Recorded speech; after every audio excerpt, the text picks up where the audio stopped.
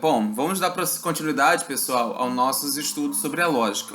Na verdade, quando nós criamos um determinado silogismo, ele está muito relacionado ao que nós chamamos de juízos.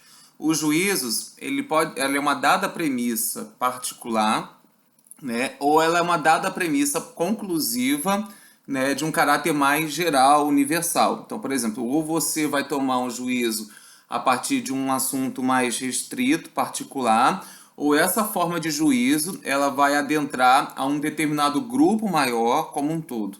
E aí, pessoal, nós temos aqui, né, três tipos, na verdade, de juízos. Só que antes de entender os juízos, o que seria um juízo propriamente dito? O juízo está sempre relacionado, sempre estabelece uma ligação entre o sujeito e um determinado predicado, entre uma coisa com seu respectivo predicado. Então, por exemplo, os juízos eles podem ser universais quando eles afirmam e negam todo um determinado grupo.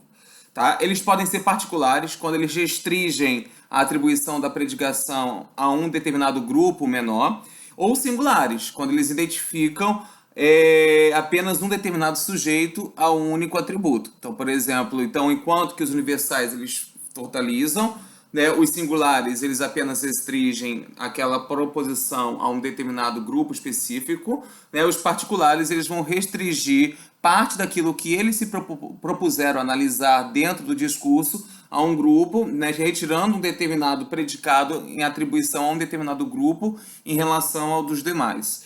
E o que seria raciocínio? Né? O raciocínio, né, nós já tentamos sempre construir. Por exemplo, você pega uma redação. A sua redação dissertativa, ela sempre tem que ter um caráter argumentativo. Você baseia-se dentro de uma linha de raciocínio para que você possa convencer alguém que está lendo. E essa definição também vale dentro da lógica para o conceito de raciocínio, né? Ou seja, o raciocínio é toda uma estrutura argumentativa no qual estabelece em certo juízo como premissa e outros novos são registrados. Ou seja, você pauta algo sobre um determinado assunto e outros novos raciocínios são construídos ao longo da construção do seu conhecimento, do seu discurso. Por quê, pessoal? Porque você revê que muitas das vezes aquela proposição pode estar certa ou não, pode ser válida ou não, contraditória ou não. Então é por isso também que a lógica é muito importante, porque para ver se sua linha de argumento, sua linha de raciocínio acerca da construção de algo, ela está certa. E quais seriam então esses tipos de raciocínio? Eu tenho a dedução, né? Ou seja, quando você tira a conclusão diretamente dos elementos presentes na premissa, ou seja, você vai de um juízo mais particular para de um extenso, né? E a indução, que é o conhecimento que estabelece generalizações que superam os juízos particulares. Em outras palavras, extrapola os fatos em busca de uma regra geral.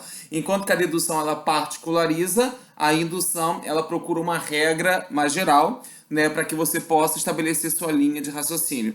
Enquanto que a dedução, ela automaticamente ela não é um caráter mais simplista, mas ela vai mais reducionista, mais particularista, mais singular. O caráter da indução ele é mais conjunto, ele é mais coletivo.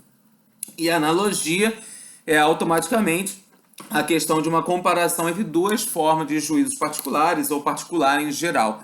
Né? Ou seja, quais as comparações, quais as analogias que eu posso tirar de um juízo particular em relação ao juízo geral ou de um juízo particular em relação a outro tipo de juízo particular. Semelhanças, diferenças, tá? E o que vem a ser, né, a estrutura do silogismo, né? Ou seja, nós temos que a dedução ela sempre vai ser um princípio de se analisar a lógica, né? Ou seja, as estruturas que esse silogismo vai ter. O silogismo é a estruturação aperfeiçoada justamente dessa dedução, ou seja, que ela ajuda, na verdade, a auxiliar dentro de um processo das leituras, né, e aperfeiçoar as leituras sobre aquela dada dedução.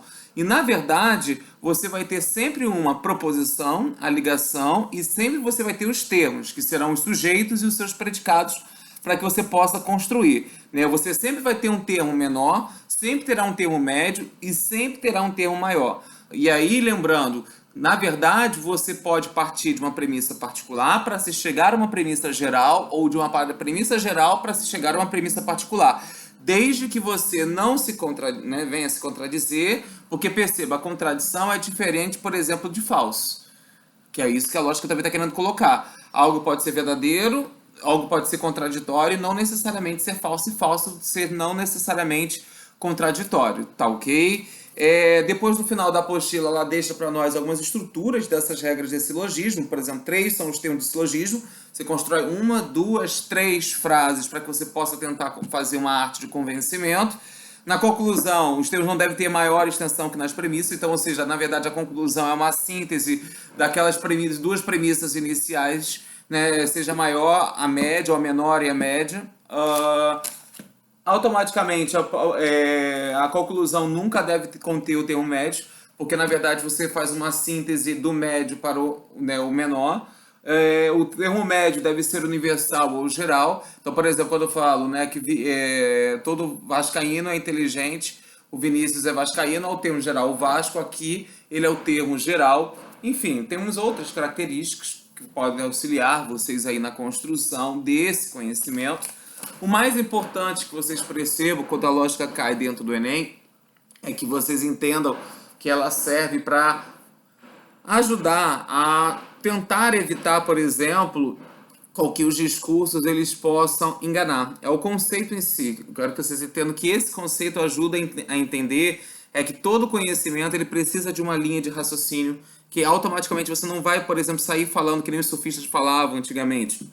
De qualquer forma, por mais que se você chegar hoje em dia e falar de qualquer forma, vão existir pessoas que serão convencidas pelo seu discurso, isso é muito importante também citar, mas esse discurso precisa ser analisado. E a lógica dentro da filosofia, ela vai surgir nesse sentido, de facilitar com que os discursos eles sejam analisados, compreendidos, entendidos nas suas diferentes facetas, nas suas diferentes formas. Tá ok, pessoal?